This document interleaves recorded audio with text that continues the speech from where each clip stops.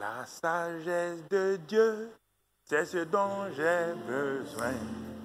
La sagesse de Dieu, c'est ce dont j'ai besoin.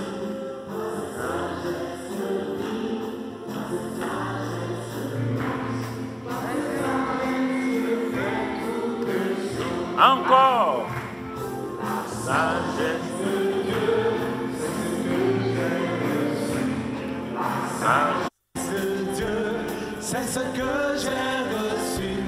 Par cette sagesse je vis, par cette sagesse je marche, par cette sagesse je fais toutes choses.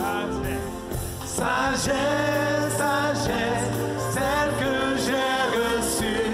Par cette sagesse je vis, par cette sagesse je marche, par cette sagesse je fais toutes choses. Sagesse, sagesse, sagesse, celle que j'ai reçue. Par cette sagesse je vis, par cette sagesse je marche, par cette sagesse je fais toutes choses. La sagesse de Dieu, c'est ce que j'ai reçu. La sagesse de Dieu, c'est ce que j'ai reçu. Par cette sagesse je vis, par cette sagesse je marche, par cette sagesse je fais toutes choses. La sagesse de Dieu, c'est ce que j'ai reçu. La sagesse de Dieu, sagesse de Dieu, c'est ce que j'ai reçu. Par cette sagesse je vais, par cette sagesse je marche, par cette sagesse je fais toutes choses. Sagesse, sagesse, sagesse, celle que j'ai reçue. Par cette sagesse je vis, par cette sagesse je marche, par cette sagesse je fais toutes choses. Sagesse, sagesse, sagesse, celle que j'ai reçue. Par cette sagesse je vis, par cette sagesse je marche, par cette sagesse je fais toutes choses. Alléluia. Alléluia. Que cette sagesse te donne une percée surnaturelle au nom de Jésus. Que devant tout mur, que la sagesse te donne une porte pour passer au nom de Christ Jésus. Que devant tes ennemis, que ta sagesse que tu vas proclamer amène le trouble au milieu d'eux. Et qu'ils se dispersent par 7 chemins au nom de Jésus. Que lorsque tu seras devant eux, comme Étienne était devant les pharisiens, il était impossible qu'ils puissent le convaincre. Cette sagesse que ces jeunes gens avaient, Dieu l'a déposée dans ta vie. Et devant n'importe quel jury, le jury des hommes ou le jury de Satan, quand tu vas parler, tout le jury sera dispersé au nom de Christ Jésus. J'ai dit que l'avocat suprême est déjà en toi. L'avocat des avocats, Jésus est en toi. Tu ne peux perdre, tu ne peux perdre, tu ne peux perdre aucun jugement. Et le Seigneur te positionne et te conduit au nom de Christ Jésus. Dans ce trimestre de la prière triomphante, ta prière de sagesse va dépasser toutes les prières. Les gens vont venir vers toi.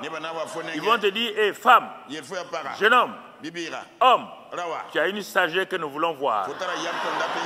Et quand tu vas parler, cette sagesse va les étonner. Dans le nom de Christ, tu as reçu tout cela. Tu es béni au nom de Christ Jésus. Alléluia. Merci Seigneur. Gloire à Dieu. Gloire à Dieu. Gloire à Dieu. Ne dis plus jamais que tu n'as pas la sagesse. La sagesse est en toi. Ce qu'il te faut de savoir la manifester chaque fois. Elle est en toi depuis ta conversion.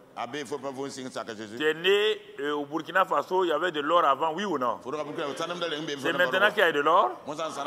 Mais l'or a été manifesté maintenant. Parce qu'on a découvert l'or maintenant. Ta sagesse qui était déposée en toi là, depuis ta nouvelle naissance. Le Saint-Esprit te fait entrer dans cette période de productivité. J'ai dit cela, ça s'accomplit au nom de Jésus. Au nom de Jésus. Au nom de Jésus. Tous les élèves étudiants qui ont commencé l'année scolaire, l'année universitaire. L'année passée, les gens se moquaient d'eux.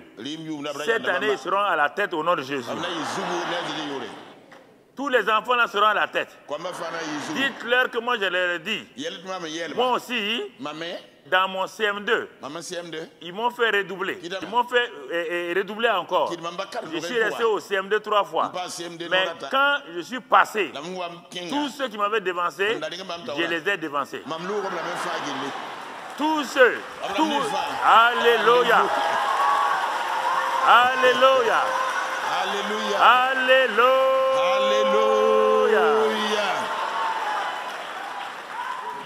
Alléluia. Alléluia. Que tous les fondateurs de lycées et de collèges qui sont ici et qui m'écoutent là, sachez que vous êtes dans la décennie de la supériorité. Les gouvernements, les différents gouvernements ont dit mais c'est pas possible, ce collège-là, tout le monde va vouloir mettre ses enfants là-bas au nom de Christ Jésus. Et de ces collèges-là vont sortir des premiers ministres, des ministres au nom de Christ Jésus. J'ai proclamé au nom de Jésus. Alléluia. Alléluia. Alléluia. Assois-toi dans la présence de Dieu. Nous sommes entrés dans un cycle exceptionnel. Peut-être tu ne t'es pas aperçu. C'est pourquoi tu hésites. Écoute-moi, nous allons aller dans la sagesse infiniment variée de Dieu manifestée par les anciens. On va retourner chez les anciens, là, ça veut dire les Abraham, les autres qui sont là-bas. On va voir si cette sagesse était déjà manifestée. C'est étonnant, quand Dieu a créé Adam et Ève, j'étais en train de méditer aujourd'hui, je regardais. Quand il a créé Adam et Ève, il a mis dans Genèse 2, verset 9.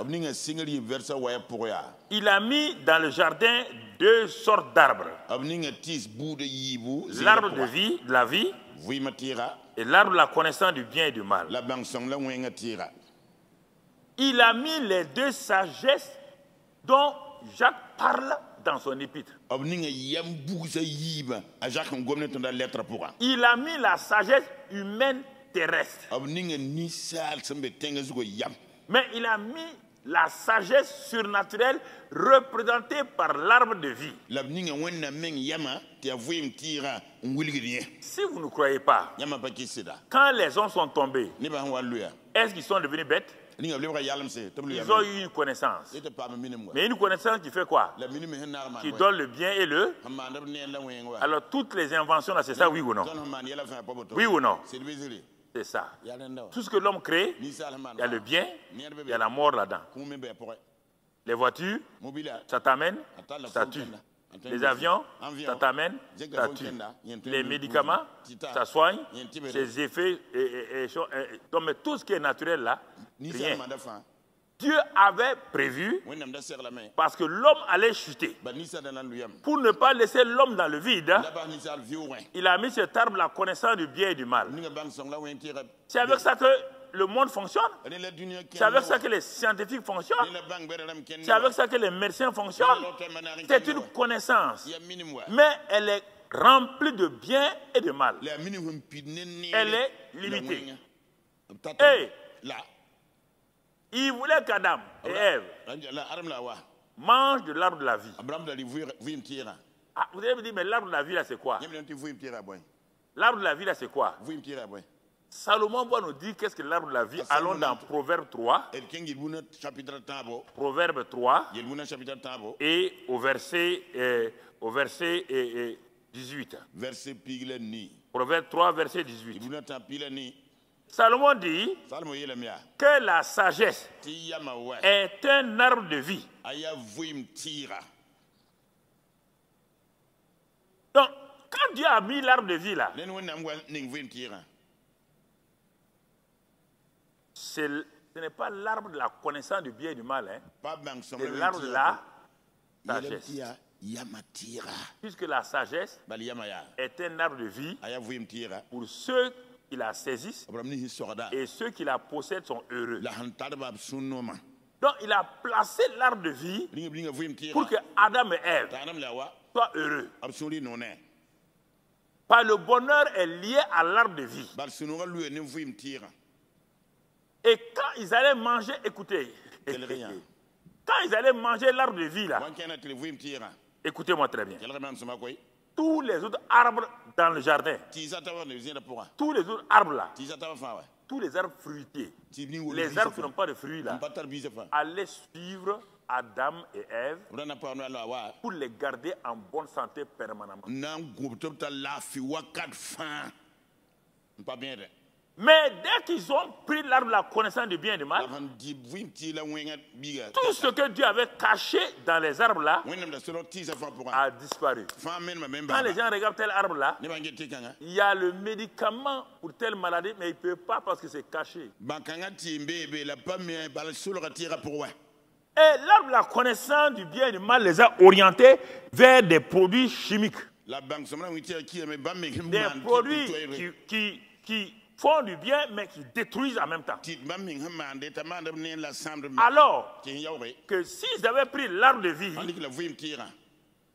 comme Adam a dit aux animaux, regarde sa sagesse, ton nom est ça, tous les arbres, les animaux, les oiseaux, Adam avait une sagesse extraordinaire. Qui était déjà naturel, hein, qui n'est pas encore surnaturel. Parce qu'il n'a pas péché. Il n'a pas encore mangé l'arbre de la vie. Mais pourtant, cette sagesse naturelle-là, il a pu donner un nom à chaque arbre. Regarde sa mémoire.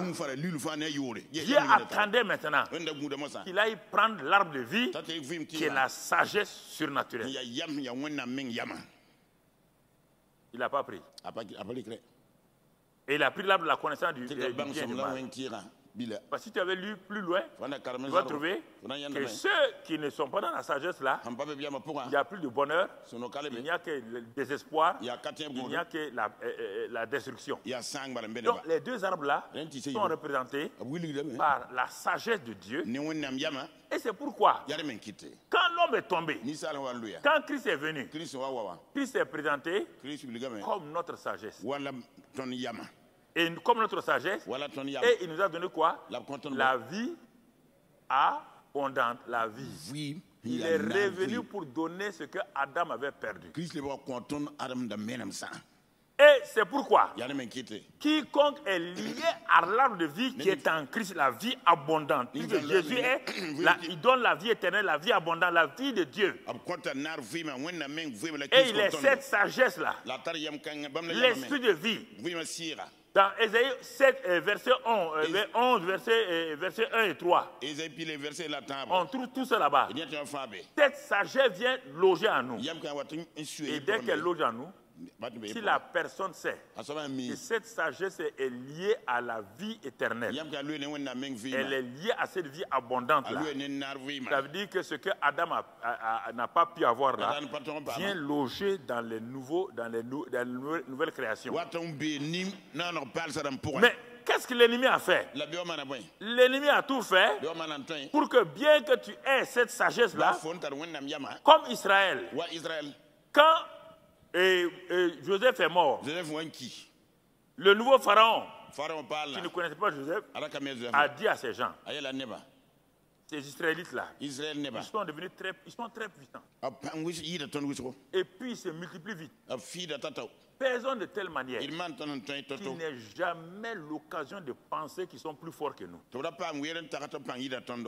Amenons-les à l'esclavage pour qu'ils ne s'asseyent même pas pour raisonner, pour découvrir qu'ils sont plus forts que nous. Et c'est ça qu'ils ont fait. Ils ont commencé à faire des briques partout. On les fouette à tout moment. Ils ont oublié, ils croient qu'ils sont faibles, ils sont esclaves. Il a fallu que Moïse vienne. Et Dieu va donner une simple parole de sagesse à Moïse. Mais Moïse dit, on a fait des miracles. Il dit à Moïse, les miracles ne sont pas la parole de sagesse. Tu n'as pas encore reçu la parole de sagesse. Tu as eu les signes, l'autorité, la guérison, la délivrance. Mais pour ici, là, il faut la parole de sagesse. Et cette parole de sagesse-là, si tu l'as dit, elle va te dépasser. C'est quoi? Tu es un agneau. Prends le sang, mets sur les linteaux, et là, l'ange de la mort ne peut même pas passer. Et avec ça, là, vous sortez et vous allez jusqu'à la fin. Une simple parole de sagesse. Ça a libéré tout Israël. 11 miracles, toujours esclaves. Une simple parole, ça les a libérés. Sans combat. Est-ce qu'ils ont combattu?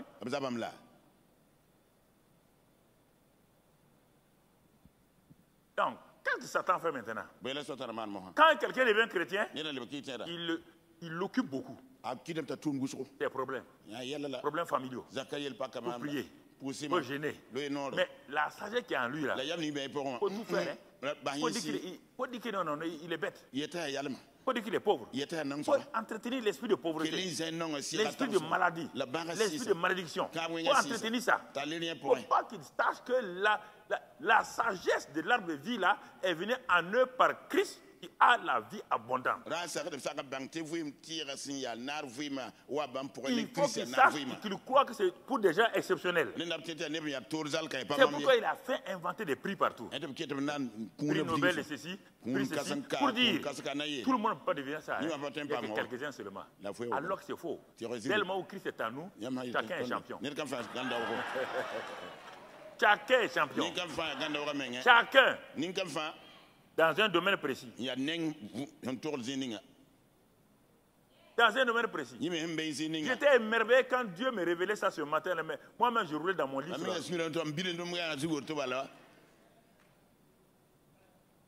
Tu comprends? Même dans l'église. Il fait croire, lui, il a des dons de prophétie. Lui, il a des dons de guérison. Mais qui est en toi? C'est pas le même Saint-Esprit. Il a dit quoi? Il a donné à chacun. Comme il dit quoi? Comme il veut, non? Il a donné à chacun. Exception toi. Exception toi. Donc tu as. Mais pourquoi tu ne veux pas? Toi tu regardes pour les autres là. C'est pour te dire, toi tu n'es rien. Hein? Regarde lui là. D'accord, mais toi, rien. Et les gens chrétiens tombent dans ça. Et ils courent avec leurs dons. Tu vois? Voici une femme qui a le don de guérison. Qui est en train de courir derrière une prophétesse. Dieu a mis la tête. Est-ce que c'est qu'elle a un don? Elle n'a jamais posé la question si elle a un don. Il dit à chacun. C'est que quand vous lisez le Nouveau Testament, vous ne pesez pas le mot. À chacun, il a été donné. À chacun. Il l'a donné comme il le veut. Pourquoi? Pour l'utilité dans le corps de Christ. Si toi tu n'utilises pas la sagesse, tu fais manquer au corps de Christ ce que tu devais donner au corps de Christ.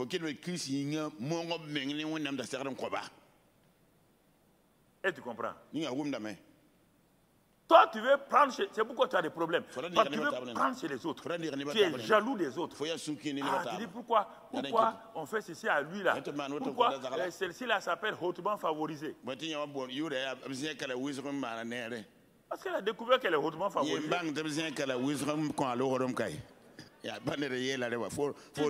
toi tu es bassement défavorisé.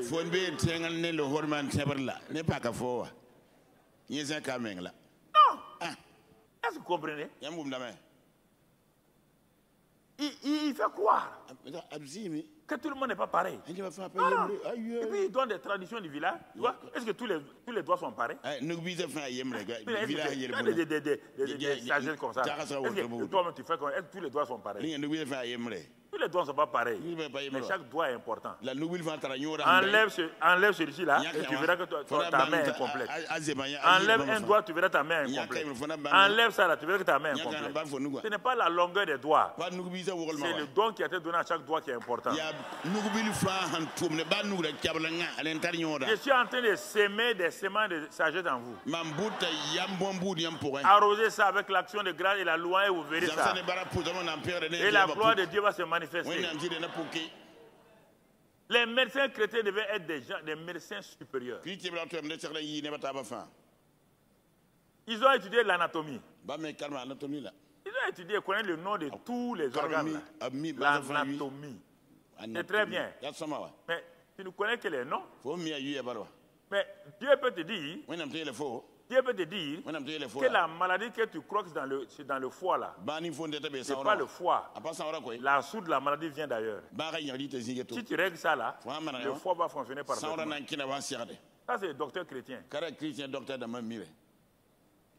Il a la sagesse. Quand il voit un problème, les gens disent c'est ça. Non, ça ce n'est que la manifestation. La fièvre là n'est que la manifestation de quelque chose qui ne marche pas quelque part. Mais on a donné paracétamol. Paracétamol. Quoi là. Ça calme. Ça n'enlève pas. Et si tu continues, tu as détruit ton foie. Il faut que je vous dise ça aussi. Il avait d'être à valeur de paracétamol. On dit, on dirait que vous mangez ça comme croix. Est-ce que nous comprenons? Et Christ dit, mais je ne comprends pas mon peuple. Il dit, regardez, les 12 là n'étaient pas nés de nouveau. Judas n'était pas né de nouveau. Je savais qu'il était un voleur. Mais il n'y a aucun d'entre eux qui a mot de tête. Car c'est moi qui transporte la vie. Et quiconque est en contact avec moi ne peut pas rester dans les ténèbres. Les ténèbres c'est quoi? C'est la maladie et tout. Aucun des disciples de Jésus n'a jamais vu, il a prié pour quelqu'un pour avoir la bonne santé. Parce qu'il était en connexion avec le sceptre divin. Chaque branche était en bonne santé. Chaque. Les anciens. On a vu Éphésiens 3. Éphésiens 3, qu'est-ce qu'il a dit là-bas? On a vu ça le dimanche. Envoie-nous les versets. Mon frère, verset 10. Il dit que il veut que les dominations et les autorités dans les lieux célestes connaissent aujourd'hui. Si elles doivent connaître aujourd'hui par l'Église, ça veut dire qu'elles ont connu hier. L'Église doit faire sa part aujourd'hui. Quand on dit aujourd'hui, c'est qu'il y a hier. Sinon le mot aujourd'hui n'a pas de sens, il n'y a pas hier.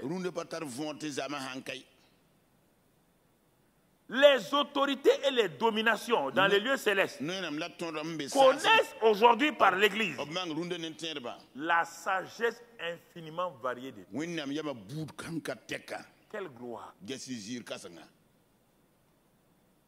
Dans chacun, la sagesse qui est déposée là, vous devez montrer à Satan, à ses dominations, que vous n'êtes pas n'importe qui. Vous devez leur montrer la sagesse infiniment variée de Dieu dans le domaine où Dieu vous a positionné.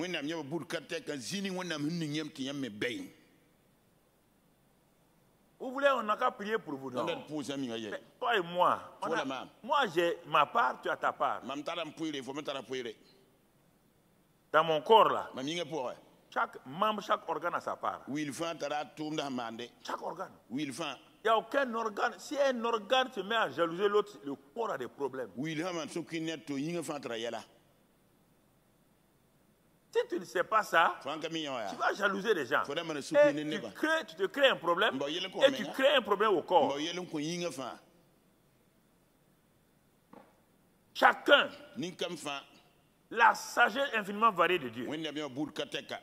Alors, c'est pourquoi nous avons dit que nous allons voir si les anciens aussi ont manifesté cela en leur temps.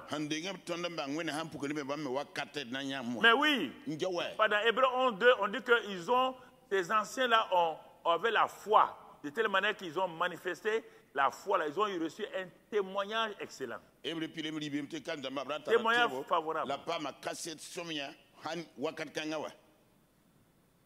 Leur sagesse n'était pas comme pour nous, elle n'était pas infiniment variée parce que Christ n'était pas venu. C'est Christ, la plénitude, qui va venir donner. C'est pourquoi on dit l'Église. L'Église a la sagesse infiniment variée, mais ils avaient une portion de sagesse déjà, on va la voir avec cette sagesse.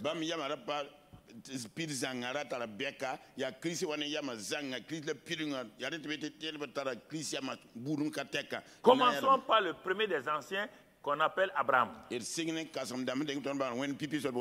et Enoch a marché avec Dieu, il ne sait plus. Mais Enoch n'a pas impacté sa génération. C'est sa propre vie. Il a impacté sa propre vie et Dieu l'a enlevé. Noé n'a pas eu le temps. Noé, sa sagesse, a tué tout le monde. Il a eu la sagesse, hein? Mais ça n'a pas fait du bien aux gens. Ça a tué tout le monde. Donc Dieu va commencer presque à zéro avec un autre qu'on appelle Abraham. Mais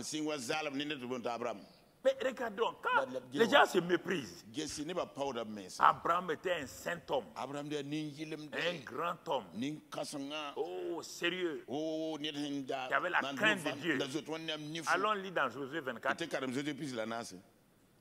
Quand je dis ça, certains disent Amen. Ceux qui ne lisent pas la Bible vont dire Amen. Allons lui dans Josué 24.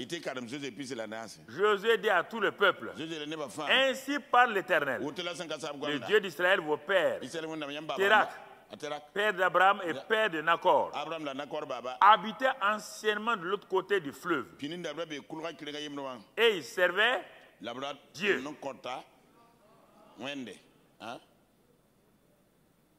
Il servait Jéhovah. Il servait qui? D'autres dieux. Vous m'entendez? Le père d'Abraham, Térak, ses frères, Nakor et tous là, et Abraham lui-même, et tous adoraient d'autres dieux. Aucun n'était saint. La connaissance de Dieu avait disparu au temps d'Abraham. Il y avait la confusion comme aujourd'hui. Mais les regards de Dieu ont parcouru. Les regards de Dieu ont parcouru la terre et le regard de Dieu s'est posé sur toi, toi qui es ici là. Pourquoi te méprises-tu? Pourquoi? Dès le moment où tu es ici, tu es dans la volonté parfaite de Dieu. Tu es un choix de Dieu. Mais ta petite tête ronde là, elle te crée des problèmes. Si c'était comme ça, pourquoi ça? Bon, si tu pourquoi, comme Dieu ne répond pas au pourquoi, continue. Dis, je suis le choix de Dieu. Pour aujourd'hui, c'est moi le choix de Dieu. Voilà. Commence à avoir confiance en toi-même. Sinon, Dieu aurait choisi quelqu'un, il n'a pas eu peur de toi. Abraham était un adorateur d'idoles. Dieu a un programme. Il veut que le monde le connaisse encore. Le désir de Dieu dans chaque génération, il est à la recherche d'hommes et de femmes. Ils vont le révéler au monde. C'est pour que vous deveniez chrétien. Ce n'est pas pour devenir riche. Ce n'est pas pour devenir ministre. C'est pour que le monde sache qu'il y a un Dieu dont la sagesse est infiniment variée. Et si tu révèles ce Dieu-là, regarde Abraham. Il était pauvre. Hein? Ah bon. Occupe-toi de Dieu, Dieu s'occupe de toi. Cherchez premièrement le royaume de Dieu, sa justice. Et toutes ces choses vous seront données par Dieu.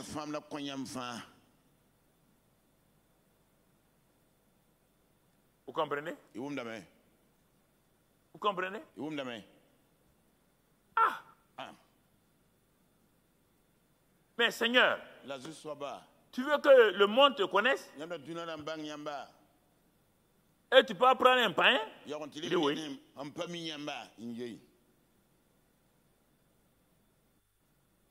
Parce que moi, j'ai la capacité de transformer les gens. Si leur cœur se soumet à moi, s'ils disent oui, moi je les prends en charge et je fais des exploits avec eux. Et j'ai trouvé cet homme appelé Abraham. Je l'ai regardé, j'ai vu que je peux tirer de lui quelque chose de bon. Mais qu'est-ce que tu veux faire? Il dit, je vais faire un nouveau monde. Je vais faire une nouvelle race. Les anges ont répondu à Papa bon Dieu. Ah! Un nouveau monde. Une nouvelle race. Bon. Tu dis que bon, il est païen là, ça ne te dérange pas. Mais si c'est une nouvelle race, une nouvelle race, un nouveau monde, Dieu, bon, tu n'es pas vieux, hein?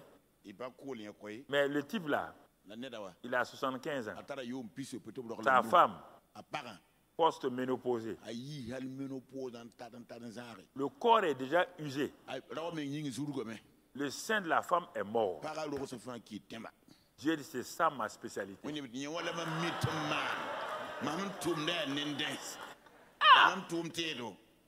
Moi, je suis content que Dieu prenne quelqu'un de tordu, bossu comme moi, et il le redresse et puis il l'utilise. Ou bien, toi, tu croyais que Dieu allait te prendre, par toi, tu marches au haut talon comme ça.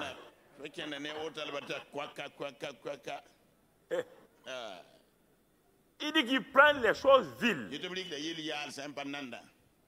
Les choses viles, sans valeur. Rien. C'est sa spécialité, ça. Donc, ne désespère pas. Il y a de l'espoir pour toi. Alléluia. Voilà. Jésus est la solution. Il y a de l'espoir pour toi, mon ami. Parce que Jésus est la solution, mon ami. Toi qui nous regardes à la télé, il y a de l'espoir pour toi. Lève-toi et danse dans ta maison, là où tu es. Lève-toi, tiens la main de ton mari et commence à danser. Danse. Gloire à Dieu. Il y a de l'espoir. Regarde Abraham, regarde-le. L'homme est fini. Il est fini. Il a déjà un pied dans la tombe. Dieu a venu enlever son pied. Alléluia. Ah. Dieu dit, ah bon? Les anges sont chaque fois émerveillés devant Dieu, quoi. Entre eux, quand ils sont entre eux, il a dit, vraiment? Le Créateur, là. Pour craindre quoi? Il fait de toutes choses à merveille. Sinon, nous, on ne peut pas parier sur un vieux comme ça. Mais comme c'est lui là, c'est ça. Mon frère, c'est un potier qui est de l'argile. Quand il te prend dans son atelier, il s'assoit, tout le monde vient. Il dit, regardez cette argile-là. Je vais faire un pot de grande valeur. Je vais faire un vase d'honneur. Et il commence à te travailler. Quand il a fini, il se met de côté, il regarde. Il dit, attouchement ici, il touche là, il touche là. Écoute-moi, hein. Ne te méprise pas, hein.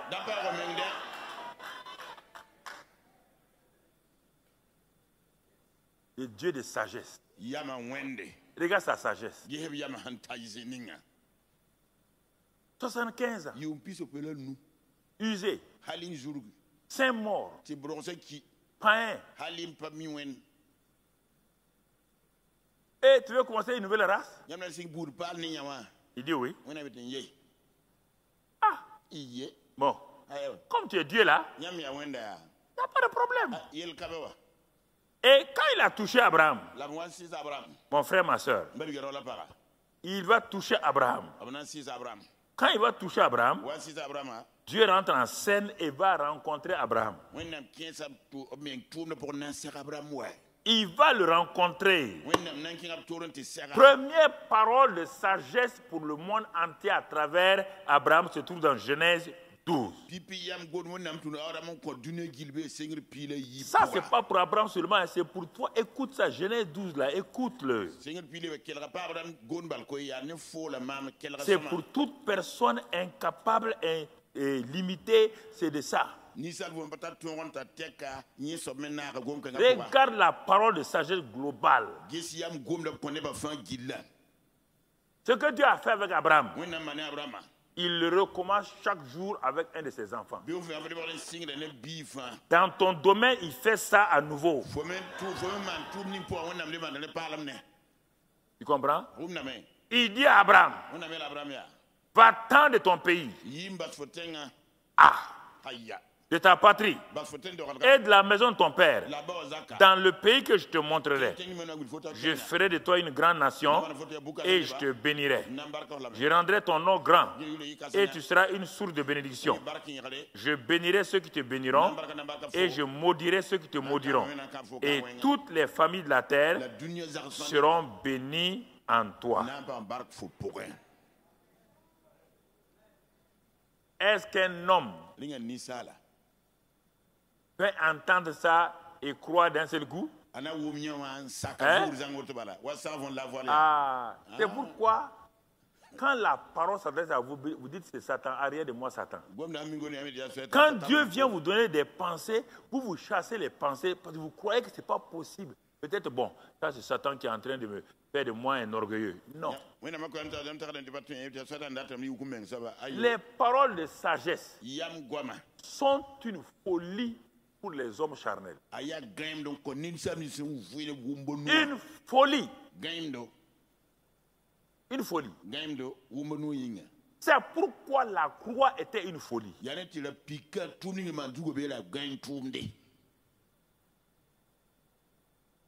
Était une folie. Tuer un animal, mettre le sang, c'est une folie. Marcher vers la mer alors que personne ne sait nager, c'est une folie pour les hommes. Tout à l'heure, on va voir. Sème dans la famine, Isaac. C'est une folie. Pourtant, c'est la loi de prospérité financière.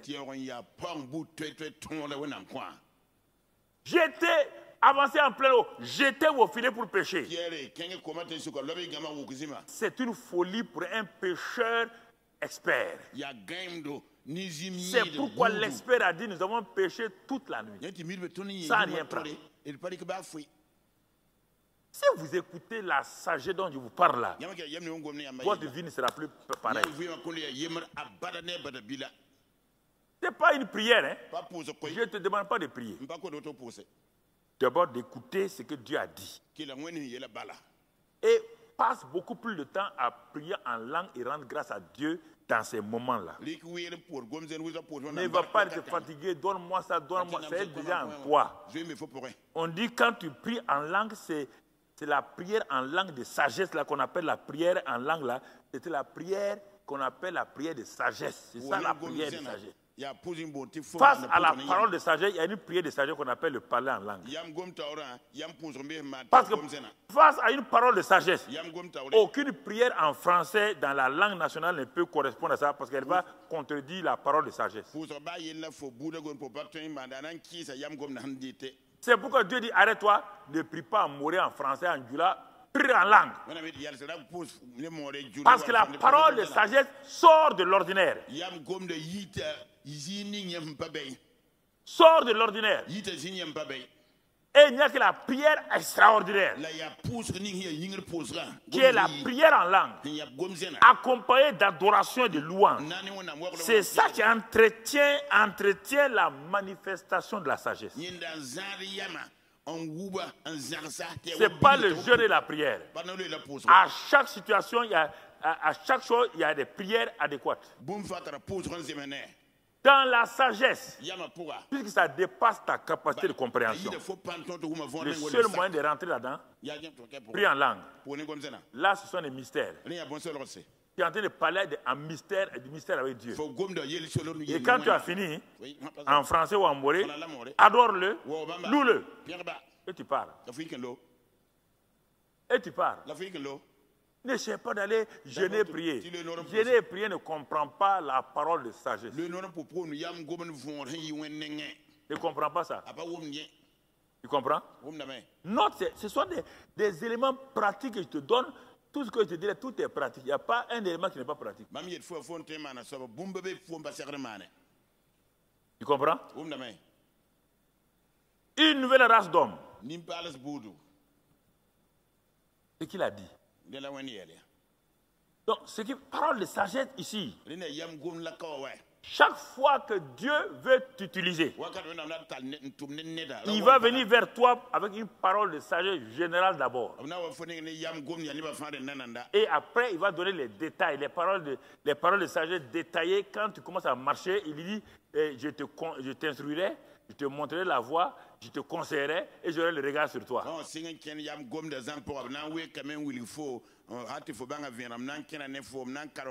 Mais il vient te proposer une parole de sagesse générale.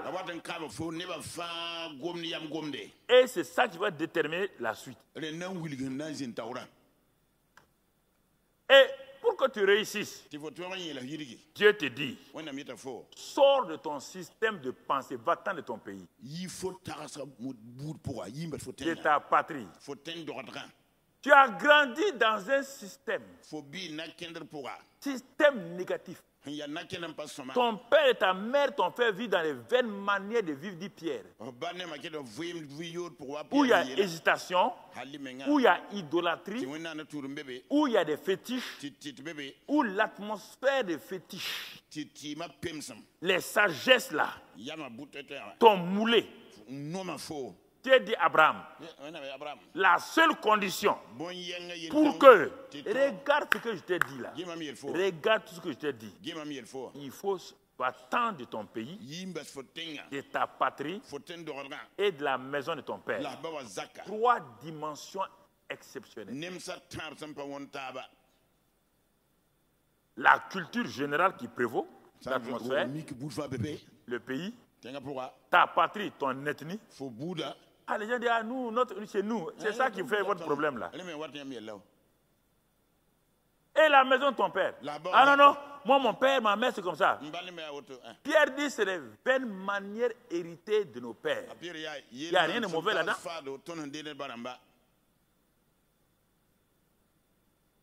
Abraham. Ah, moi, j'ai vu en toi le père de toutes les nations. Toutes les familles de la terre. Ah. Regarde, hein? Et regarde ce que j'ai pour toi. Il est en train de parler ce soir.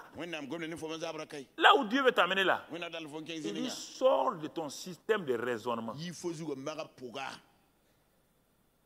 Sortez de ça. Sortez de ça. Appuyez-vous sur la parole de Dieu. Sortez de ça. Ton pays, ta patrie et la maison de ton père. Ça veut dire quoi? Tu veux un mariage heureux? Sors de ton pays.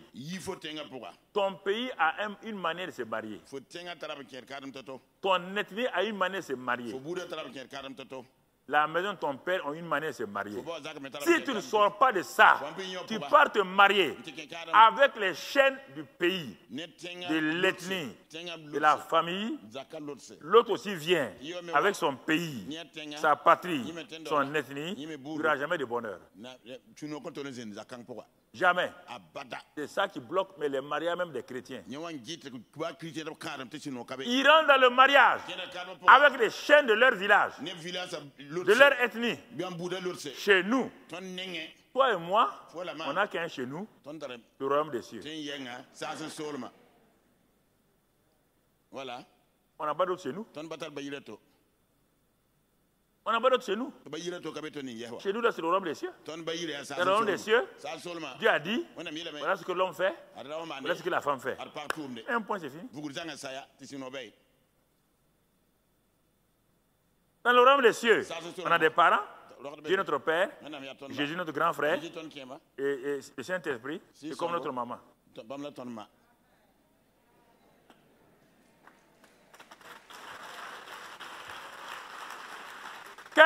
Quelle famille, si c'est faux, va appliquer les choses de ta famille. Ton mari n'a qu'à appliquer. Supposons que chez toi là, supposons même que chez toi, femme, chez toi là, dans ta tribu là, on n'a jamais frappé une femme, on n'insulte pas une femme. Toi, c'est bien. Mais de l'autre côté là, on frappe les femmes comme des ânes.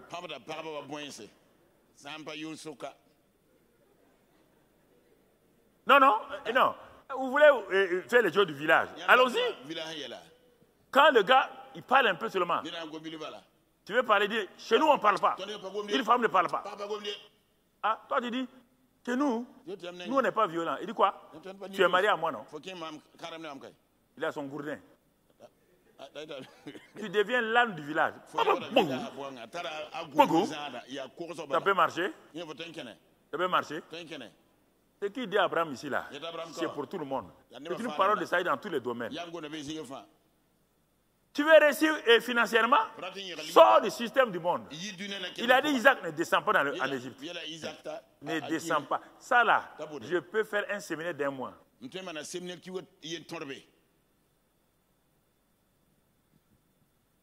Tu veux réussir financièrement? Va-t'en de ton pays, du système économique.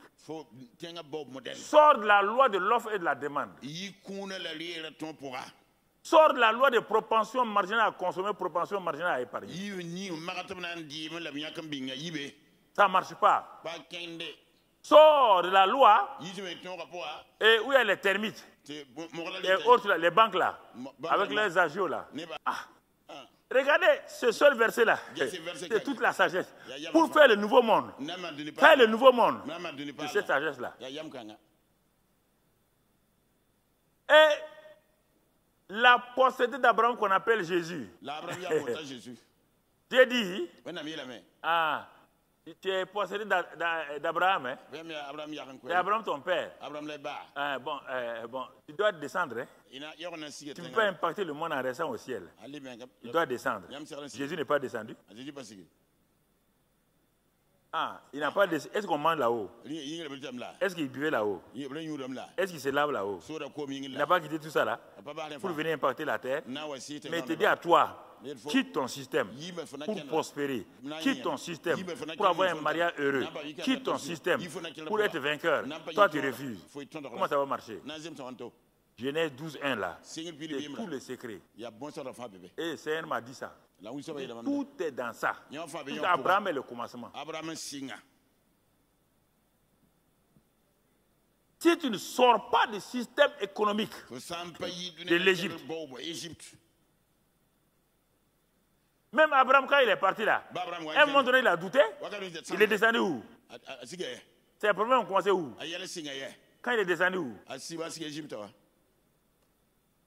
Si tu n'es pas descendu en Égypte, est-ce qu'il y aurait tout ce qu'il y a aujourd'hui? Les compromis là nous créent des problèmes.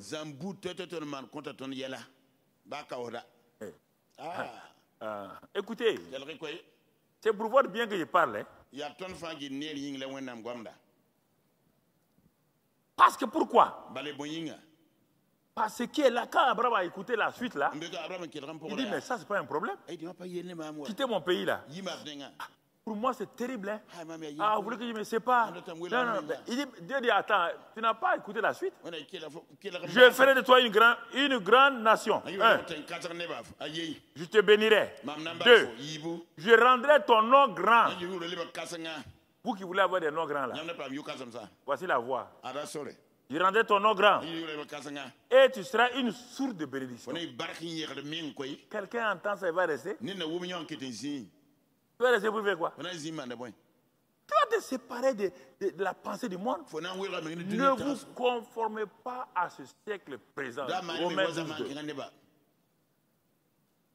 Abraham, si tu veux être une grande nation, tu veux avoir un grand nom, ne te conforme pas au siècle présent. Le siècle où tu vis là, ne te conforme pas.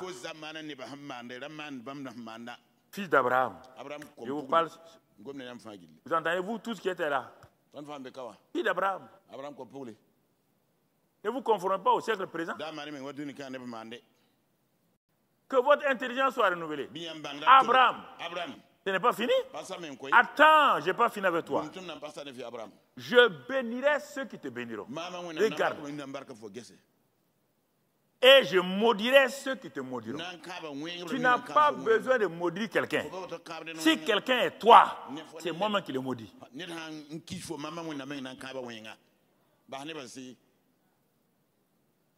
Dieu prend sa responsabilité.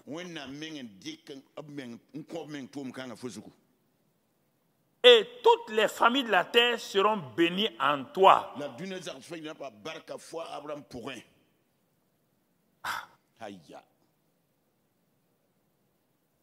Écoutez. Ça, c'est le message pratique.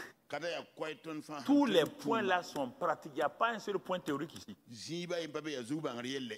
J'ai fait des applications dans ces domaines-là pour que tu comprennes. Abraham, quand Dieu a dit ça, Dieu est parti. Dieu vient te faire une proposition. Et puis il s'en va. Il attend ta réaction. Verset 4 de Genèse 12. Abraham partit. Comment? Comme l'Éternel le lui avait dit. Ici, on dirait que Dieu a donné le détail. Mais dans Hébreux 11 et au verset 8 et 10, on dit il partit sans savoir où.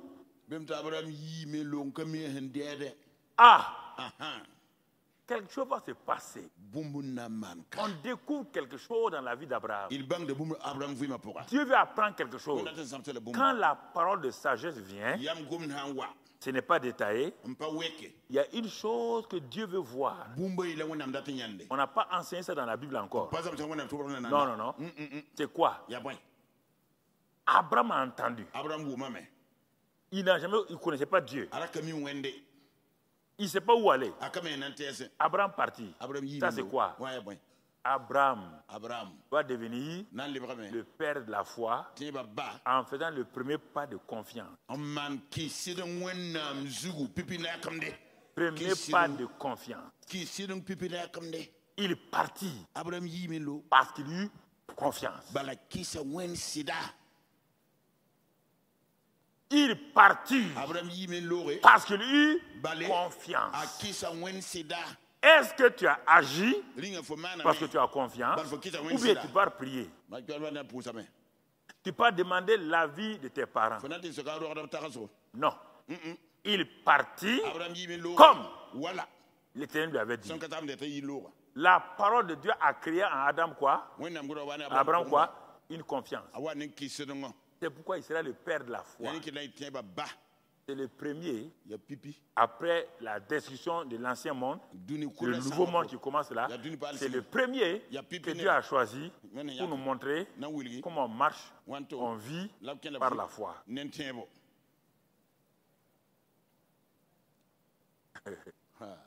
Comment on marche et on vit par la foi. C'est le premier. Il partit. Sans savoir, hébreu, on dit sans savoir, il partait. Sur le chemin de la foi, il y a des hésitations. Il y a des doutes. Dieu sait ça. Il y a des découragements. Dieu sait tout ça. Mais dès le moment où il est parti là, quand Abraham était découragé, regardez, quand il est parti en Égypte là, Dieu a laissé la femme d'Abraham entre les mains de Pharaon.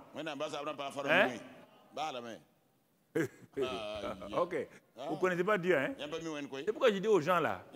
Moi, il y a des choses quand je dis, les gens croient que c'est amusement. Si tu t'amuses avec moi, si moi j'ai obéi à Dieu, si tu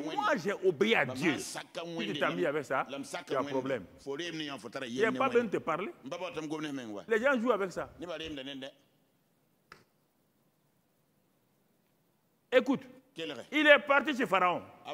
Pharaon pouvait l'égorger, prendre sa femme. Est-ce que Dieu a dit quoi? Si tu pars, je t'instruis, je te conseille. Et quoi? J'aurai le regard quoi? En Égypte, là, Dieu n'a pas de regard sur lui. Hein? On a pu le toucher. C'est Dieu qui est parti en personne parler à Pharaon. Dieu est parti dire à Pharaon. Si tu touches le tombe là, donne-lui sa femme rapidement. C'est mon enfant. Hein? Si tu le touches, tu as un problème.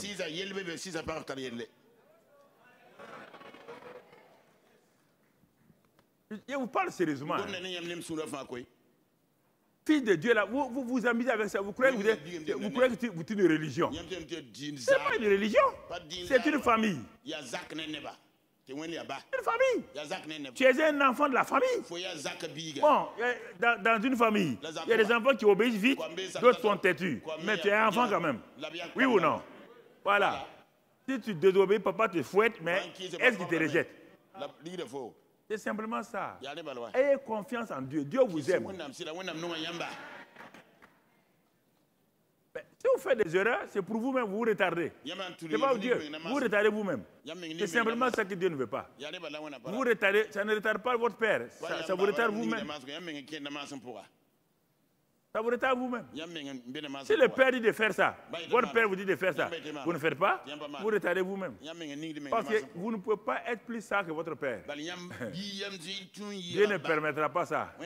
Vous pouvez être plus intelligent, mais pas plus sage. Votre père peut être cultivateur. Hein? Vous êtes ingénieur. Intellectuellement, vous êtes plus fort. Mais la sagesse, là, il a ça plus que toi. Regarde ici, mon frère. Apprends à marcher devant Dieu. Dieu vient. Il dit, je te montrerai. Je t'instruirai. Mais il va instruire Abraham. Abraham a fait beaucoup de bêtises. Genèse 15. Et Dieu lui montre, pour fortifier sa foi, il lui montre les étoiles. Il est content. Sarah n'est pas encore mûre. Sarah lui fait faire une erreur. 13 ans, ils sont là. Dieu les regarde. Dieu les a abandonnés. Il les a protégés. Dans Genèse 17, Dieu vient à une autre étape de la foi. Il va mûrir votre foi. Votre foi du départ ne peut pas opérer. Vous êtes parfois trop pressé. C'est pourquoi vous avez des problèmes. Aucun enfant ne peut. Son père est actuellement champion du monde en 100 mètres. Il va porter les chaussures de son père, commencer à courir pour avoir. Il ne peut pas. Il n'est pas arrivé à ça. Mais il est un champion. Il est un champion déjà. Mais il faut qu'on le prépare. Genèse 17, Dieu vient et dit à Abraham. Il dit, mon ami, moi, je m'appelle El Shaddai. Tu n'as jamais entendu ce nom-là? Non, je n'ai pas entendu ça. Parce qu'à chaque étape de la foi, Dieu révèle un nom composé. Dans Genèse 17, c'est El Shaddai. Plus loin, c'est Jéhovah Jireh. Quand tu marches avec Dieu, dans la sagesse, à chaque étape de foi, il vient avec un nom nouveau pour te révéler. Tu comprends? Il ne donne pas tout d'un seul coup. Mais actuellement là, Abraham avait besoin de connaître El Shaddai. Le Dieu tout suffisant, tout puissant, qui n'a pas besoin de l'aide de quelqu'un. Dans ta marche avec Dieu, la sagesse qu'il t'a donnée là, à un moment donné, tu vas prendre tout ce que tu as étudié à l'école là, tout, tu vas mêler là-dedans. Et voilà le résultat. Maintenant, patatras. Dieu ne te juge pas. Il s'assoit et te regarde. Jusqu'à ce que tu saisisses que ce que tu as fait là, c'est une bêtise. Quand il a su qu'Abraham a compris, il vient tranquillement, il dit, mon ami, je ne m'appelle pas seulement l'Éternel, hein. Je m'appelle El Shaddai. Je suis tout suffisant. Je n'ai pas besoin qu'on m'aide. Ce que je te demande seulement, marche devant ma face et sois intègre. Deuxième étape de la foi. Ne marche pas devant la face des gens. Tu as marché devant la face de l'autre. Ça t'a créé problème. J'ai dit de partir, tu es sorti avec l'autre. Donc tu marches devant la face de l'autre. L'autre a créé problème. Tu as vu les bagarres là? C'est ça. Tu as marché devant Pharaon. Tu t'es arraché. Tu as marché devant ta femme. Je savais que ta femme Sarah n'était pas mûre. C'est pourquoi je t'ai réveillé rapidement, réveillé. Parce que j'ai vu que Sarah avait des idées. Elle a, comme une bonne femme là, elle cherchait une solution. Comme j'ai vu qu'elle cherchait une solution, rapidement je t'ai réveillé. La nuit, la même nuit là, je t'ai réveillé. Je t'ai sorti. Il n'est pas dit à Sarah de sortir. Tu es sorti. Tu t'es monté les étoiles. Quand tu es revenu, tu étais content, non? Mais tu es venu. Tu as marché devant la foi de Sarah. Problème encore. La vie de la foi, la parole de sagesse vient au fur et à mesure. C'est des paroles vraiment qui vont t'aider à... Souvent Dieu vous parle, mais vous ne prenez pas ça. Les paroles vraiment ne semblent pas... On dirait que ce n'est pas Dieu. On dirait que c'est quelqu'un... C'est une pensée comme ça. Vous voulez que Dieu me dise, hey, je suis là. Voilà maintenant une parole de Réma. Moi, l'Éternel, j'ai dit. C'est ça que nos prophètes, les prophètes non matures la font. Ils croient qu'il faut... Et puis leur salive la sort comme des mitraillettes. S'il ne parle pas comme ça, on ne peut pas croire. Il remplit sa bouche de salive. Ça sort. Comme ça, on va croire que c'est vrai. Non. Non. Non. Il y a tellement de choses, mais où tu en es? Tu vois, il a une étape. Il a une étape. Dieu dit qu'il ne se répand pas. Quand Dieu te prend en charge là, c'est course, poursuite jusqu'à la fin. Tu ne le connais pas, hein? Si tu veux abandonner, il va te laisser aller dans une situation là. Tu vas sortir vite. Ouais. C'est comme ça qu'il fait. Donc, vous comprenez? Il dit bon, maintenant là-haut, c'est que tu as un problème. Tu es sorti avec un nom. Tu n'as pas fait attention à ce nom-là. Tu t'appelles qui? Il dit Abraham.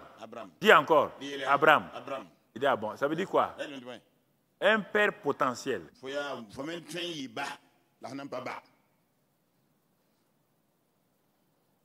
Aujourd'hui, écoute-moi. Moi, je te donne un nouveau nom. Abraham. Dans Ham là, le H là, en français, c'est un H. Mais en hébreu, c'est le nom de Dieu. Je viens mettre mon nom dans ton nom. Pour que tu saches que je suis El Shaddai. Tu ne vas pas faire des choses par tes propres pensées. Et je change le nom de ta femme. Ce n'est pas fini. Tu vas me découvrir encore, El Shaddai. Je suis tout suffisant. Et il est parti visiter Abraham pour manger avec lui. Au moment où il allait partir, Il dit à Abraham, même avant ça, dans Genèse 17, là, il dit à Abraham, ta femme là, elle aura un enfant. L'enfant va s'appeler Isaac. Ah, ça c'est quoi? Il dit, tu ne comprends pas? Lui, il ne le comprenait pas. Il dit, moi, il n'y a rien d'étonnant de ma part. J'ai dit les choses avant qu'elles arrivent. Parce que je connais la fin d'une chose avant son commencement. C'est ça que Paul a pris dans Romains 4, 17. Il dit, il crut Dieu, Abraham crut Dieu. Quel Dieu?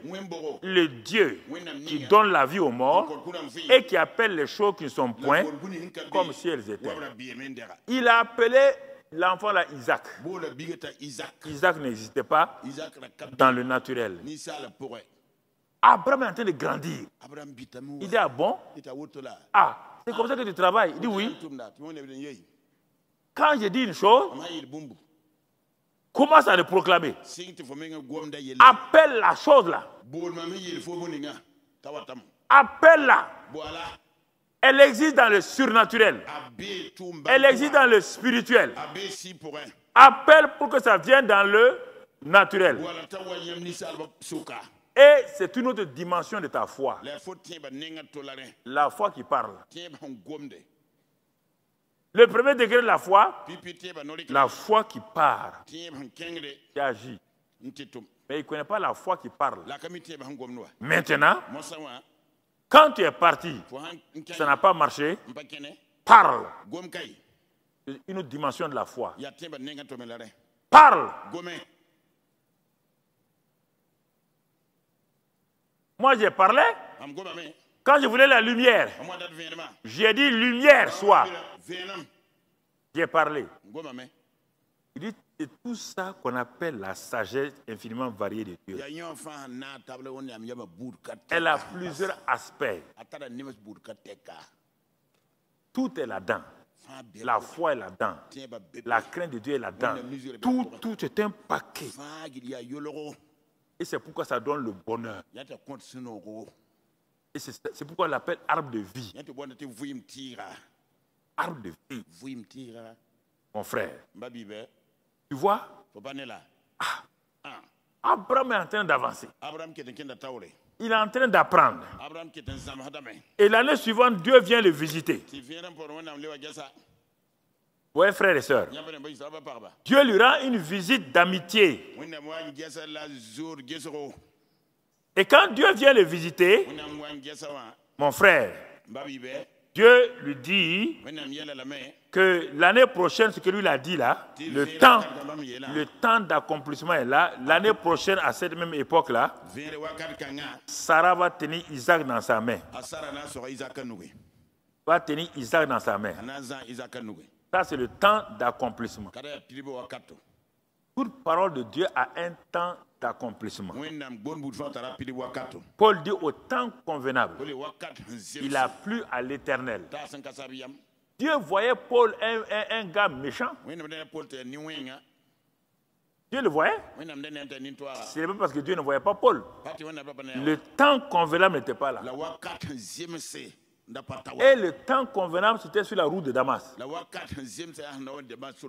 Et c'est là-bas qu'il a rencontré.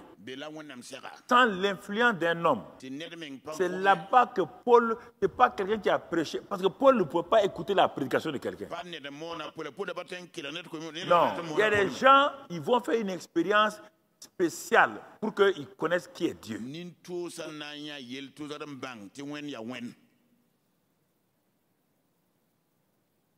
Comprenez?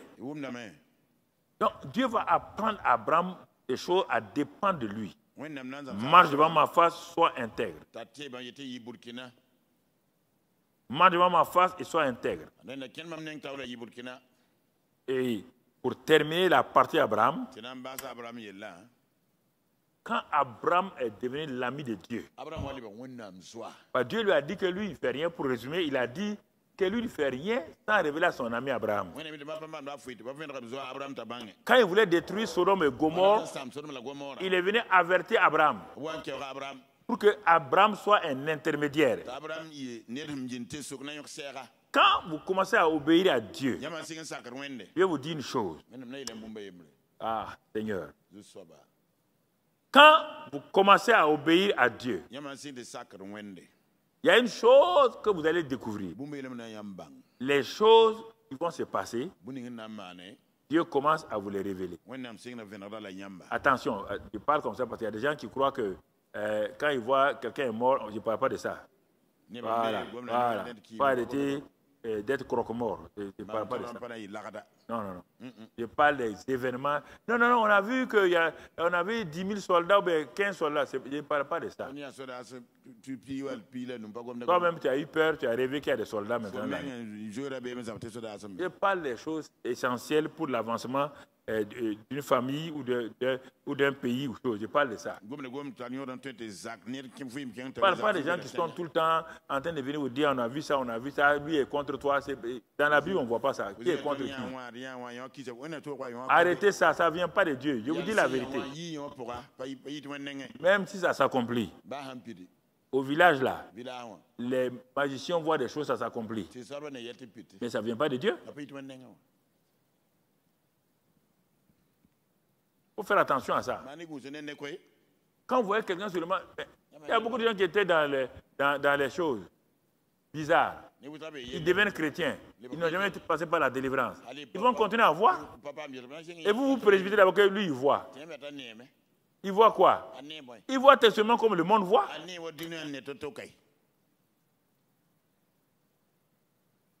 C'est pas prophète. Pas prophète ça. Regarde bien. Sur 10, 15 révélations, il n'y a que des choses négatives. Les gens sont contre toi. J'ai vu qu'on t'a attaqué ici. J'ai vu qu'on veut arracher ton mari. N'importe quel marabout de village fait ça. Ils ont ça. Un grand Dieu comme ça. S'occuper des bassesses comme ça. Là. Il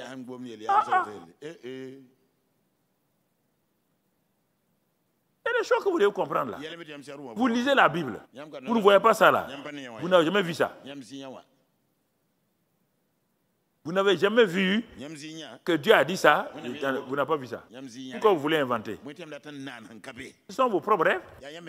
Les rêves viennent de 3 sources. Dieu, mais il le fait rarement.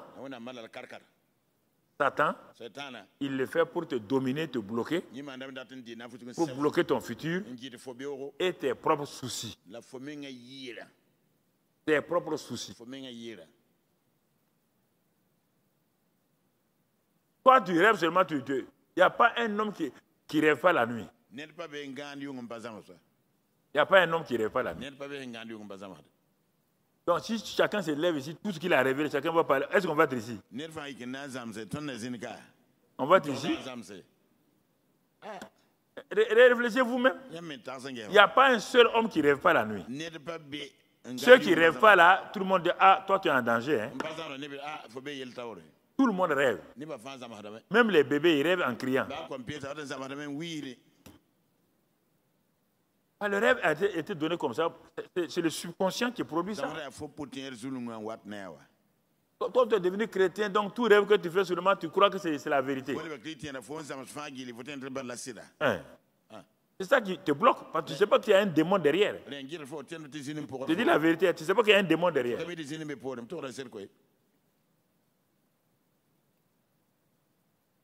pas qu'il y a un démon.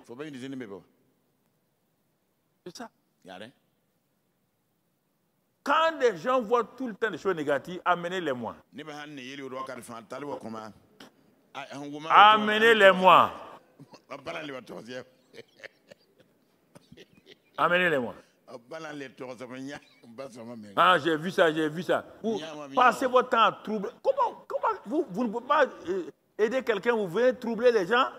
Les gens sont assis chez eux. Fais attention, hein. J'ai vu telle sœur là. C'est elle qui est contre toi. C'est ta tante là qui est contre toi. C'est ta maman là qui est sorcière. Où vous avez vu ça? Où vous avez vu ça là? Montrez-moi dans la Bible là où il y a ça. Montrez-moi. Comme vous aimez ça. Mais si ta tante est sorcière. Ah, bon, lève-toi, hein. On va aller chez ma tante. Je t'attrape, hein? Ah non, moi, non, je t'attrape. Ma tante est sorcière, hein? On va aller. Tanti. Voici une femme. C'est la révélation des sorciers et des sorcières. Ah, elle a dit que tous mes problèmes, c'est toi qui es sorcière.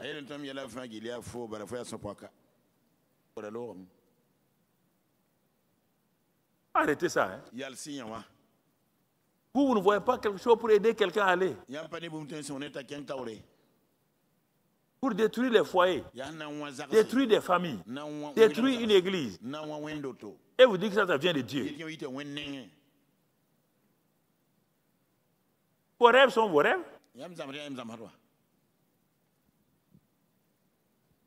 C'est ça qui est le problème. Dès qu'une femme, son mari a une promotion, il devient quelqu'un. Il voit une cour derrière cette femme-là. Elle aussi, elle marche. Elle marche comme la reine de Saba. Attendez, il y a une logique là. Il y a une logique. Il y a une logique. Quelqu'un est assis ici là. Il est un chrétien ordinaire. Demain, on apprend qu'il a été nommé directeur général. Sa femme commence à dire aux gens, mon mari a été nommé. En une semaine, dans sa maison là, il y a un groupe de prière. Pour faire quoi maintenant? Vous n'avez pas été capable de prophétiser qu'il sera DG. Il est devenu DG maintenant. Hein? Et vous commencez à prophétiser. Hein? Quand il va en ville, les gens sont derrière. DG, ministre, tu ne seras pas là-bas. C'est pour un temps, 2 ans, 3 ans. Laisse ça tomber. On parle ici de d'éternité, de destinée. De destinée. Gloire à Dieu. On t'a élevé pour 3 ans. Gloire à Dieu. Fais 3 ans. Montre qu'on a mis une fille de Dieu ici. On a mis un fils de Dieu ici. Et que les jours que tu pars, tout le monde dit, hey! On a perdu un bon ministre. On a perdu un bon directeur. Ça, d'accord. Ne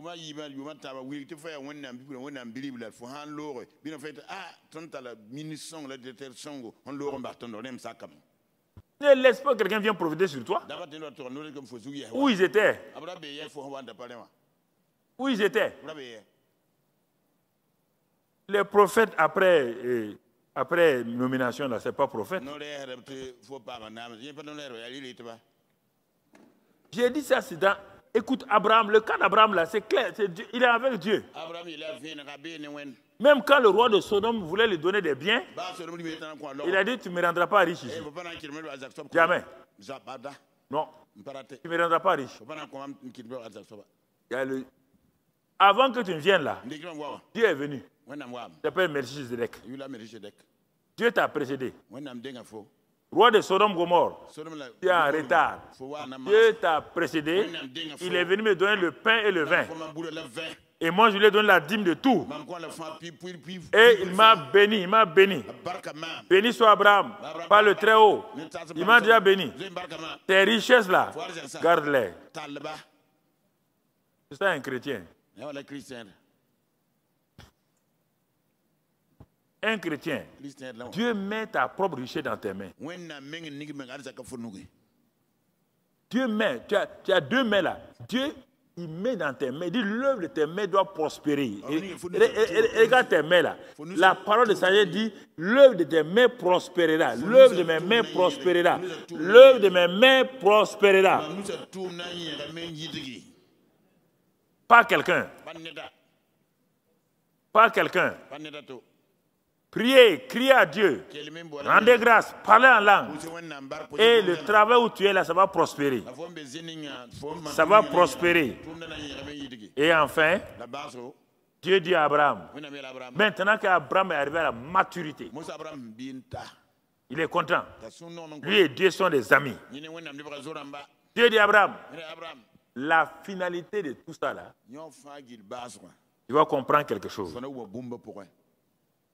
Moi, j'ai un programme. J'ai cherché quelqu'un qui va m'obéir pour que je montre au monde là ce que je vais faire. Abraham dit à quoi? Il dit, tu es content d'Isaac, non? Isaac, là, je suis content. Ah ouais, je suis très content. Ah, tu l'aimes beaucoup, hein? Oui. Tu aimes Isaac. Je l'aime. Tu l'aimes beaucoup, hein? Et oui, je l'aime. Dieu dit, ok. Moi aussi, je vais te dire quelque chose. Moi aussi, j'ai un fils. Je l'aime aussi. Isaac dit, Abraham dit, et la suite. Il dit, bon, ok, tu aimes bien Isaac, hein? Entre Isaac et moi, qui tu aimes? Il dit, ah bon Dieu, vraiment, bon, je t'aime, hein? Mais Isaac là, c'est pas petit aussi. Ah, il dit, ah bon. C'est pourquoi je viens pour purifier ton amour. En faisant quoi? Tu vas prendre Isaac. Tu connais le mont Morija? Il dit, oui, non, je connais. On va l'adorer là-bas. Dieu dit, non. Sur le mont Morija là, le mont Morija là préfigure une montagne que quelqu'un viendra par là-bas comme ton fils là. Isaac ne comprend, Abraham ne comprend pas. Il ne connaît pas Jésus. Il ne sait pas. Il dit, monte là-bas. Et tu vas faire quoi? Tu vas dresser un autel. Et tu vas sacrifier ton fils. Isaac s'arrête. Et Abraham s'arrête. Ah oui. Le ciel est silencieux. Vous croyez que Isaac Abraham a dit ça à Sarah?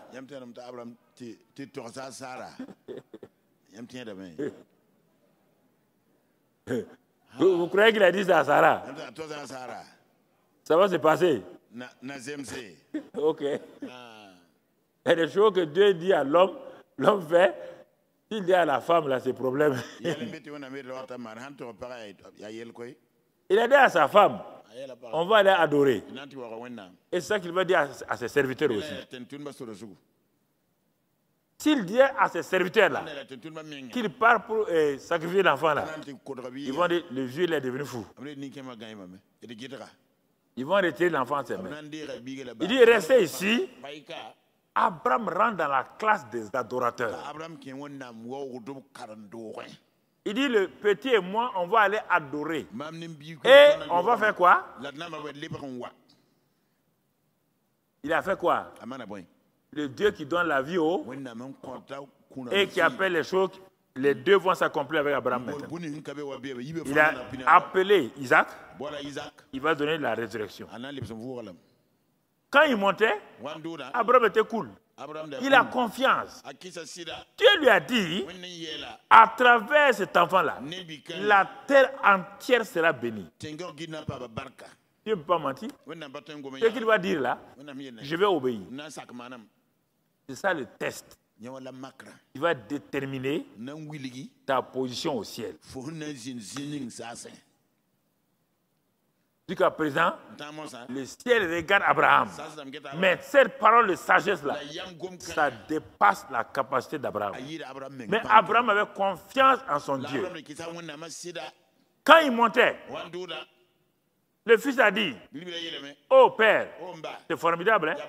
Voici le feu, voici le bois. Mais comme tu nous as appris là, il manque de sacrifice. Abraham prophétise. L'Éternel pourvoira.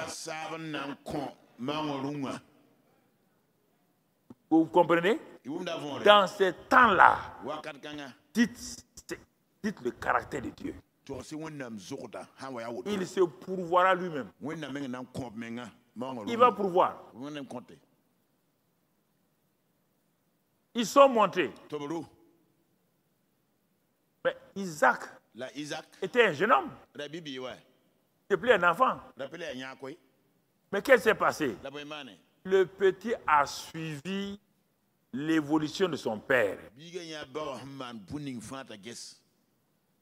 Abraham a plus de 120 ans. Isaac est jeune. Mais il est entré dans la révélation du Dieu de son père. Il a appris au pied d'Abraham qu'est-ce que la vie de la foi à travers la parole de sagesse.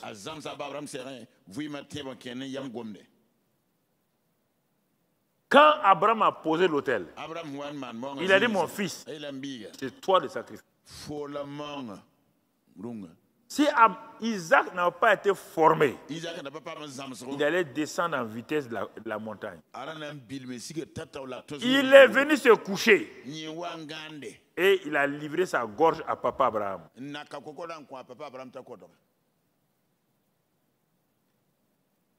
Quand Étienne était lapidé, la Bible dit quand les cailloux pleuvaient sur Étienne, Étienne disait, Père, pardonne-leur. Ne leur impute pas ce péché-là. Cette phrase a fait lever tout le ciel. Quand, dans la souffrance, Étienne lève les yeux, il voit quoi? Le trône de la gloire de Dieu. Il voit le Fils de l'homme arrêté. Il dit non, on ne peut pas s'asseoir devant une telle foi. Il était debout. Pour Abraham, c'est papa bon Dieu qui est debout. Il a dit aux anges, j'ai parié sur Abraham. Vous voyez le résultat? Vous ne comprenez pas ce qui s'est passé. Vous voyez? Il a sorti son couteau. Regardez, il va aller jusqu'au bout. Il va aller jusqu'au bout. On ne va pas l'influencer. On ne va pas l'influencer. Au moment où Abraham, en dernière minute, il allait envoyer le couteau sur la gorge pour tirer, Dieu dit à Abraham, Abraham, maintenant, je sais.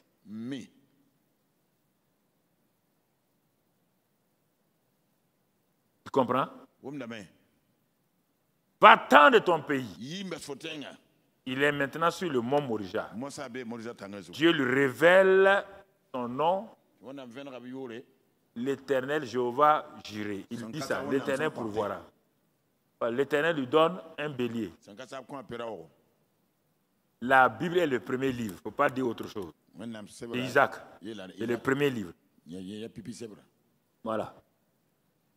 Ce n'est pas le deuxième livre, c'est le premier livre. C'est Isaac.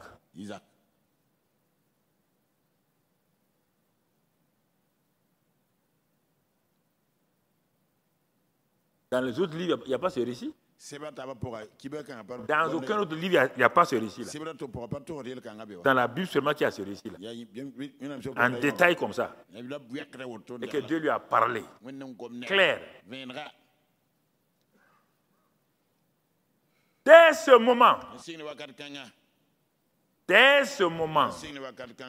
Dieu crée au ciel un endroit où tous ceux qui vont marcher comme Abraham, dès qu'il meurt, il ferme les yeux, il rentre là-bas. Il appelle ce lieu-là le Saint d'Abraham. Une parole de sagesse donnée simplement traverse la terre, traverse les cieux et va s'installer même là où il y a papa bon Dieu. Jusqu'à ce que Jésus vienne et vide le sein d'Abraham. C'est lui seul qui peut établir maintenant le vrai lieu où les gens doivent finir.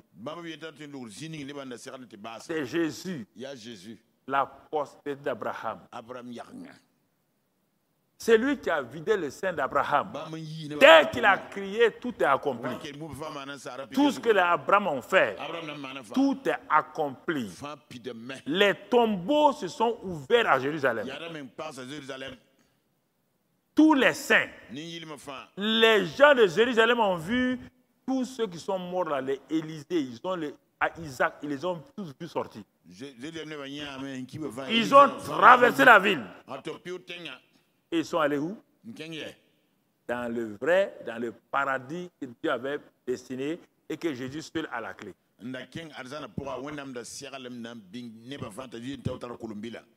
Écoutez, frères et sœurs, une parole de sagesse que vous recevez va déterminer votre destinée finale.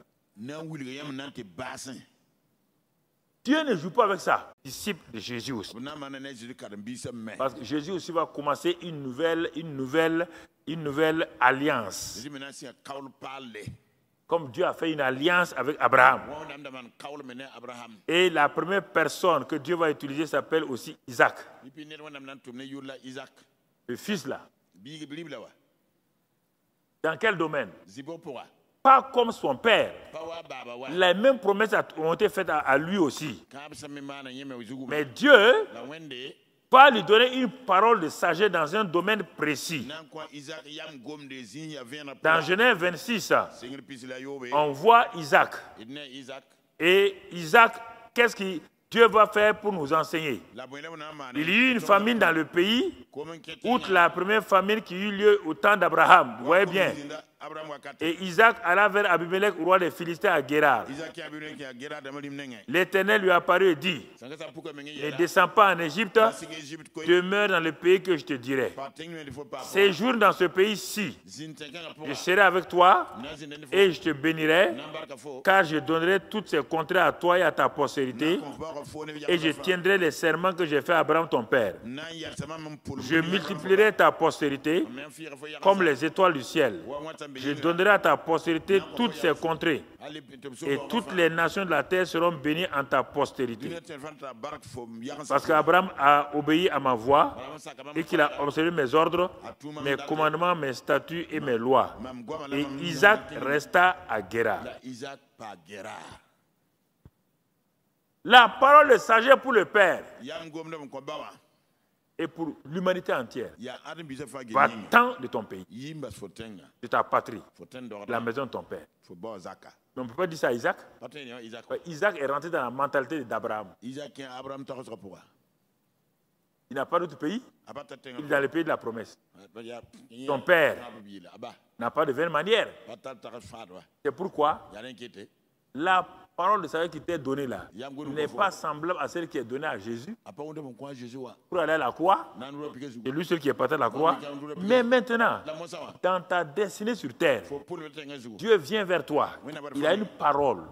Si tu manques ça là, c'est pourquoi tu regardes les autres. Tu es jaloux. Il dit à Isaac: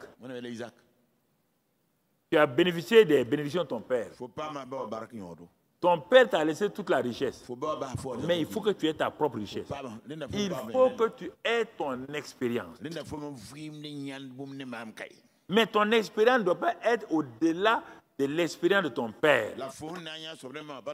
Il y a des enfants qui ne veulent pas dépendre de leur père sur leur père. C'est-à-dire qu'ils veulent faire des choses pour montrer qu'ils sont quelqu'un. Non.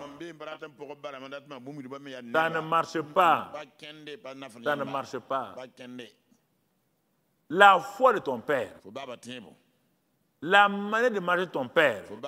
Sinon, tu vas rouler, perdre du temps. Quand tu vas revenir, tu seras en retard. Si Isaac était descendu en Égypte, ce n'est pas sûr que Dieu va le protéger comme il l'a fait avec Abraham. Parce qu'ici, là, Dieu n'a pas dit, il a dit: je serai avec toi, je te bénirai. Il n'a pas dit: je maudirai ceux qui te maudissent, je bénirai ceux qui te bénissent. Il n'a pas dit ça à Isaac. Mais la bénédiction d'Abraham couvre déjà Isaac. Mais sa propre bénédiction va venir d'une parole de sagesse que Dieu lui donne. Vous devez dans votre vie, la seule chose que vous devez aspirer, c'est la parole de sagesse que Dieu vous donne pour votre vie.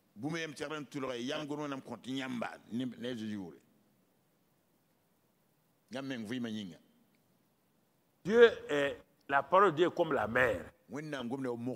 On peut, ceux qui sont dans les pays côtiers là, ils n'ont qu'à tous aller avec des barriques, la mer ne diminue pas. La sagesse de Dieu ne diminue pas. Il a pour chacun d'entre vous une part. Il va donner, ça reste encore beaucoup. Quelle est ma part ici, Seigneur? Je suis dans le royaume. Je suis citoyen du royaume. Je suis fils d'Abraham en Jésus-Christ. Je suis béni en Jésus-Christ. Toutes les bénédictions, Éphésiens 1:3, sont sur ma vie. Tu m'as béni de toutes les bénédictions. Mais je ne les vois pas. Dieu dit, est-ce que tu as une parole de sagesse? As-tu une parole de sagesse? Ce n'est pas parce que Dieu a dit que la pluie est une bénédiction que quand il pleut, tout le monde récolte. Donc ceux qui ont semé, qui récoltent. Ceux qui n'ont pas semé, au contraire, ils ont peur de la pluie. La pluie détruit leur maison. C'est parce que Dieu a dit que vous êtes bénis de toutes les bénédictions. Cherche la parole qui va donc manifester la bénédiction qui t'appartient. Il y a une parole pour toi. Isaac. Bon, ok. Ton père est béni, hein? Bon, qu'est-ce qu'on peut faire avec toi? Bon, on ne descend pas. La famille est là. Toi, il faut rester. Papa, lui, doit partir. Lui, il est parti. C'était pour lui. Mais toi, tu dois rester. Parce que lui, il devait pas dans le pays de la promesse. Toi, tu es dans le pays de la promesse. Si tu quittes ici, tu vas aller dans le monde. Donc, ne pars pas dans le monde. Reste là. Séjourne ici. Et Isaac est resté à Guérar. Et qu'est-ce que Dieu va lui apprendre? Dieu va lui apprendre, lui aussi, ce qu'Isaac va faire là, ça sera pour tout le monde aussi. Dieu va lui apprendre quelque chose. Bon, il dit, Seigneur, je suis resté. Au verset 12, il est dit, il y eut une famine dans le pays. Verset 1. Verset 12. Isaac sema dans ce pays. Dans quel pays? Je reprends verset 1, parce que certains sont là à comprendre. Chapitre 26, verset 1. Il y eut une famine dans le pays où qui habitait? Où Isaac habitait. Isaac voulait fuir. Donc, toute l'économie d'Isaac était en danger. Oui ou non? Ses troupeaux étaient en danger. Toute sa richesse était en danger. Et il voulait aller en Égypte pour prendre les techniques économiques de l'Égypte. Écoute, bon, je ne vais pas trop t'avancer. Bon, je vais te dire ça pour que tu comprennes. Il y a des gens comme Joseph. Dieu les prépare d'aller en Égypte pour bouleverser l'Égypte avec l'économie du royaume. Il y a des gens qui n'ont pas été préparés pour ça. S'ils s'en vont, ils vont se noyer en Égypte. Comme les Isaac là. Comme les Isaac. Joseph, lui il est fort. Partout où il va, la sagesse de Dieu est là. Mais Isaac n'est pas fort. Dieu dit, résiste. Il y a un petit défaut comme ton papa. Quand tu vas aller là-bas, derrière la preuve est que là où il est resté, malgré qu'il est resté là, il a vendu sa femme un peu. Alors ça c'est dans le pays où il est resté. Hein. S'il partait en Égypte, il va dire à Pharaon, il faut l'amener, il faut l'amener. Non, il faut l'amener, il faut l'amener. Donc, dans chaque sagesse, Dieu sait qui tu es. Il connaît tes faiblesses. Il connaît tes faiblesses. Il sait que si tu donnes l'argent tout de suite là, on ne te verra plus jamais. Il y a des gens, si on met l'argent dans leur main ici, là, je ne les verrai plus jamais ici. Isaac, tu ne peux pas descendre. Toi, tu n'es pas outillé pour descendre en Égypte. Reste ici, lis à partir du verset, quand tu as vu, non? Isaac restait à Guérar. Mais quand il restait à Guérar, il y avait un roi, non? Ce n'était pas Pharaon, hein? Le roi s'appelait quoi? Abimelech. Abimelech a vu la femme d'Isaac. Et puis il dit, hé, c'est ta femme, non? Il dit, mais pourquoi tu as fait comme ça? Tu as dit, si tu ne dors pas, tu as chaud. Tu comprends? Donc, chaque parole de sagesse, Dieu te donne selon ta capacité. C'est pourquoi on va voir les talents plus tard. Quand on va dans les talents, tu vas comprendre. Il dit qu'il a donné à chacun selon sa capacité. Si tu sais que ta capacité, c'est un talent, réjouis-toi. Si c'est 2 talents, réjouis-toi. Si c'est 5 talents, réjouis-toi. Mais si tu ne te réjouis pas de ton talent, selon ta capacité, tu vas jalouser les autres et ça sera la fin pour toi. La sagesse de Dieu, c'est le secret pour tout. Donc, Dieu dit, Isaac, il y a une loi. Je veux divulguer cette loi-là. Je l'ai proclamée dans Genèse 8 à un homme appelé Noé. La loi de semer et de récolter. Mais personne ne l'a appliquée. C'est le premier appliquant de cette loi-là. Tu vas semer pour récolter. Quelles que soient les circonstances. Parce que si tu sèmes au moment où il y a la pluie et tout là, la loi de semer et de récolter, c'est pas ça. La loi de semer et de récolter, frère, écoutez-moi, la loi de semer et de récolter, c'est pas une loi naturelle où il y a la pluie. Non. Non, non, non, non. La loi de semer et de récolter, je vous l'ai dit, déposer l'enveloppe là, c'est quand il n'y a rien. Vous n'avez pas compris qu'à présent, hein? Ce n'est pas la dîme et les offrandes. La dîme et les offrandes dépendent de ton revenu mensuel ou trimestriel ou annuel. La loi de semer et de récolter, c'est la première loi spirituelle que Dieu a placée. Elle ne s'occupe pas seulement de l'argent. La loi de semer et de récolter, c'est-à-dire tu dois semer dans la vie de quelqu'un, ça veut dire aimer quelqu'un qui est dans la famine de l'amour. On te hait, tu aimes la personne. C'est ça la loi de semer et de récolter. Ce n'est pas aimer ceux qui t'aiment. Ce n'est pas, ça c'est sur le plan spirituel. Ce n'est pas s'aimer quand tout va bien.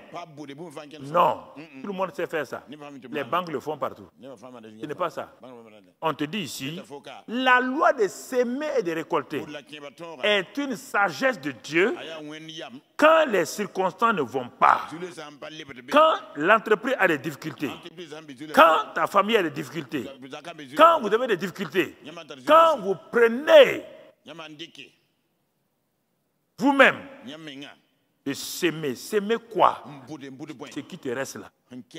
Alors que tu as du bétail, alors que tu as des troupeaux, plus il sème, plus le troupeau n'a rien. Isaac s'aimant cette année-là. La loi de s'aimer et de récolter, ce n'est pas quand tout le monde est d'accord avec toi. La loi de s'aimer et de récolter a un autre nom. C'est la loi de pardonner quand les gens te haïssent. C'est facile. Quand derrière quelqu'un t'aime, tu n'as pas à pardonner. Pardonner à tes ennemis. C'est la loi de s'aimer et de récolter. Aimer ceux qui ne t'aiment pas. C'est la loi de s'aimer et de récolter. Donner quand rien ne marche. C'est pourquoi Jésus est parti voir la veuve là, qu'est-ce qu'elle va donner? Sa dernière pièce, c'était sa vie. Sa vie. Si elle donne ça, elle ne sait pas ce qu'elle va manger à midi. Mais elle a eu confiance. Quand elle a donné, Jésus a levé la scène. Jusqu'à présent, beaucoup n'ont pas compris la loi de semer et récolter. Non, non, je vais semer 1 million d'euros. Non, non. Ça, c'est marchandage. Hein. La loi de semer et récolter, c'est dans tous les domaines. Quand tu honores les gens, la loi de semer et récolter pour les enfants. Si un enfant honore son père et sa mère, il a longue vie. Mais s'il n'honore pas, il récolte une vie d'échec. Si les enfants des chrétiens comprenaient, les enfants du monde comprenaient ça là, ils ne vont même pas s'amuser avec leurs parents. La Bible est claire dans ça, dans Proverbe, il dit, si un enfant n'honore pas son père, un enfant spirituel comme physique, sa vie est coupée en plein. Il ne réussit pas. La loi de semer et récolter, ce n'est pas quand tout va bien. Non. Isaac s'aima cette année dans la famine. Et Dieu rentre en scène, comme avec Abraham son père. Isaac vient de la loi de semer et de récolter. Qu'est-ce que son père a fait? Dieu dit, va-t'en. C'est ça, dans le pays. Isaac est la résultante de la loi de semer et de récolter. Mais son père n'a pas appliqué ça. C'est lui qui doit appliquer ça. Et il est recueilli cette année-là le centuple. Car l'Éternel le bénit. Et par ça, il a continué. Et quand il a continué, qu'est-ce qui se passe? Puisque le pays lui appartient. N'oubliez pas qu'Abimelech est là-bas, mais en réalité, le pays appartient à qui? Le pays appartient à qui? Isaac. Puis Dieu a dit que le pays, il a donné à Abraham, mais le pays est occupé encore, oui ou non? Mais vous allez voir, quand il va appliquer, quand il va appliquer la loi de récolter et semer là, regardez. D'abord, il devient fort riche. Il n'alla s'enrichissant de plus en plus. Ça va faire quoi? Ça va provoquer la jalousie des habitants là. Ils vont réagir. Ils vont réagir. Ils vont réagir. Ils vont réagir. Mais écoutez la suite. Un jour, ils ont tellement réagi que le roi Abimelech est venu chez Isaac. Il dit, je vois que Dieu est avec toi. Ce pays-là, c'est pour toi. Je vois ça. Bon, ce que je te demande, on va faire alliance. On fait alliance. Je ne te touche plus, tu ne me touches pas. Isaac fit un festin. Qui se rappelle, il y a plusieurs années, je faisais ça au Siao. Vous vous rappelez de ça, non? Ceux qui sont là, j'ai fait ça au Siao. C'est ça. Quand il a fait ça là, il a commencé à rentrer en possession du pays. Du pays. Du pays. Du pays. Et Jacob, son fils, va venir pour aplanir. Et leur petit-fils, David, va conquérir tout. Et Salomon va pacifier tout. Donc tu vois, Abraham a fait sa part. Pour que le pays soit contrôlé financièrement, Dieu utilise Isaac. Et il domine Abimelech. Abimelech n'a jamais su qu'est-ce que la loi de semer et récolter. Joseph, Moïse, chacun, tout ce qui a été dit à Abraham là, tous ses descendants, chacun a fait quelque chose. Isaac a montré comment on peut prendre possession financièrement d'un pays dans lequel tu es. Tu n'as pas encore tout contrôlé. Il fait quoi? Dans Ésaïe, il dit quoi? Il prend la richesse des choses, il les transfère chez toi. Ça, c'est le cas d'Isaac. Le cas de Jacob, c'est autre chose. Chacun a eu sa partition dans la destinée d'Abraham. Chacun. C'est pourquoi chacun d'entre vous, il faut demander à Dieu. Quand on dit que si quelqu'un manque de sagesse, demande-la. On n'a pas dit que tu n'as pas de sagesse. Demande quelle est la forme de sagesse que Dieu t'a donnée pour que tu la manifestes toi aussi, que les gens sachent que Dieu est comme ça.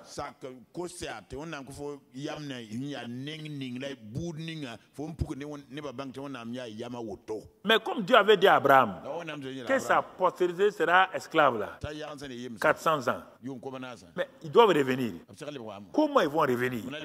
Dieu va susciter quelqu'un qu'on appelle Moïse. Lui, la parole de sagesse est libérateur. Ils sont en Égypte. Comment ils vont sortir de l'Égypte? Dieu a suscité quelqu'un, descendant d'Abraham, appelé Moïse. Il les a fait sortir. Mais Moïse s'est arrêté à la frontière. Dieu dit, ce n'est pas un problème. Il suscite quelqu'un d'autre, appelé Josué. Il donne une parole de sagesse. Que cette parole-là, que Moïse a appliquée là, elle ne s'éloigne jamais de tes yeux, de ta bouche. Il dit, pratique-la, médite-la, jour et nuit, et tu auras du succès. C'est sur ça, cette parole-là, que Josué et Caleb ont conquis Canaan. Ils ont continué. Plus tard, on voit Samuel apparaître, le premier prophète, qui a la parole de Dieu pour proclamer sur tout le pays. Après lui, on voit David venir. Donc, tu vois, tout ce qu'Abraham a dit là est en train de se mettre en place. Et chacun est en train de jouer son rôle. Chacun joue son rôle. David est venu à son groupe, il a pacifié, il a vaincu. Salomon est venu, il a amené la paix. On continue. Les Daniel sont venus, les Élie sont venus, les Élisée sont venus. Tous ces gens-là, jusqu'à ce que Jésus vienne. Jusqu'à ce que Jésus vienne et qu'il amène le royaume. Comprenez? Chacun a eu sa part. Jésus n'a pas fait ce que Dieu a dit à Abraham. Jésus est venu faire sa part. Mourir à la croix, libérer les gens. Même là, Dieu n'a pas tout donné. Jésus n'a pas recommencé tout comme Abraham. Non. Ce qu'Abraham a fait déjà bon. Mais ce qu'il fallait maintenant, c'est que tout que Dieu a dit à Abraham, que toutes les familles de la terre seront bénies par toi. Mais Abraham ne peut pas le faire. Isaac ne peut pas faire ça. Il a fallu Jésus, un des fils d'Abraham, descendant d'Abraham, pour que toutes les familles de la terre, toi, Burkinabé, Ivoirien, Sénégalais, Français, Malgache, soient la famille d'Abraham. Oui ou non? Alors, Dieu voulant, quand on va voir maintenant l'Église, il dit maintenant que l'Église doit faire connaître la sagesse infiniment variée de Dieu. L'Église est un cas spécifique, mis à part. Si les anciens, chacun a pu faire sa part, et toi, où il y a le ciel, tout, nous avons tout. On n'a rien au ciel. Tout est à nous. Nous sommes positionnés. Le Saint-Esprit est à nous. La parole est là. Nous avons tout. Dieu nous dit aussi, nous devons montrer à ce monde-là. Actuellement, ce monde-là, comme Isaac a montré les lois économiques, comme Moïse a montré, comme Daniel a montré, comme Samuel a montré, comme Élie a montré, comme ils ont montré, Dieu dit dans cette situation-là, aujourd'hui là, toi et moi, vous tous là, vous devez montrer à ce monde-là la sagesse infiniment variée. La sagesse infiniment variée de Dieu. Ton temps est venu. Tu comprends? Tu fais partie du corps de Christ. Et Dieu te positionne pour que tu révèles aux dominations et aux autorités ce qu'est sa sagesse. Dis avec moi, Seigneur, j'accepte cela. Cet ordre de mission-là, je l'accepte. Abraham n'avait pas le Saint-Esprit. Il n'avait pas de Bible. Il a accepté, il a réussi. Isaac a accepté, il a réussi. Jacob a accepté, il a réussi. Joseph a accepté, David, Déborah, Esther, Ruth, Naomi ont tous accepté. Ils ont réussi. Ce n'est pas moi qui ne veux pas réussir. Tu m'as programmé.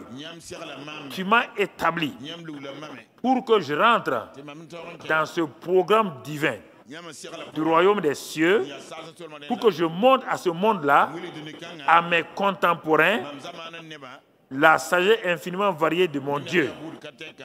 Tu m'as donné cette capacité. Tu m'as établi dans la race des rois et des sacrificateurs. Je ne suis pas n'importe qui.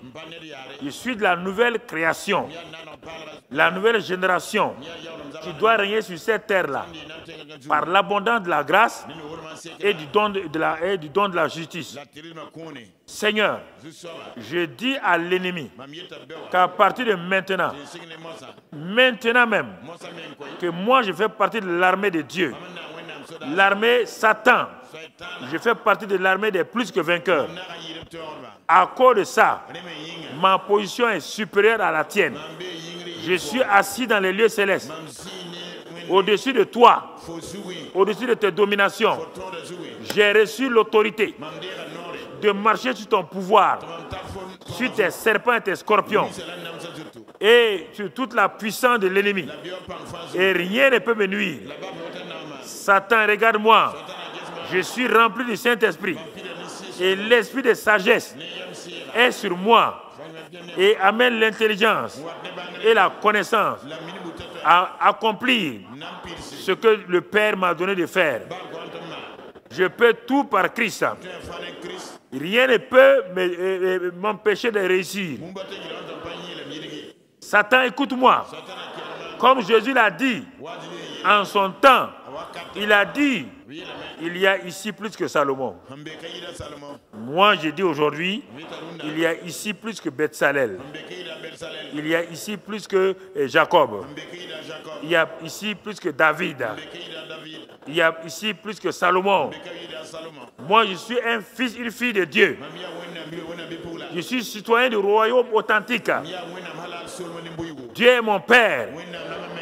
J'ai le Saint-Esprit et l'esprit d'invention, l'esprit de créativité, l'esprit de victoire, l'esprit de succès se trouve en moi et sur moi, et je fais partie de l'église triomphante.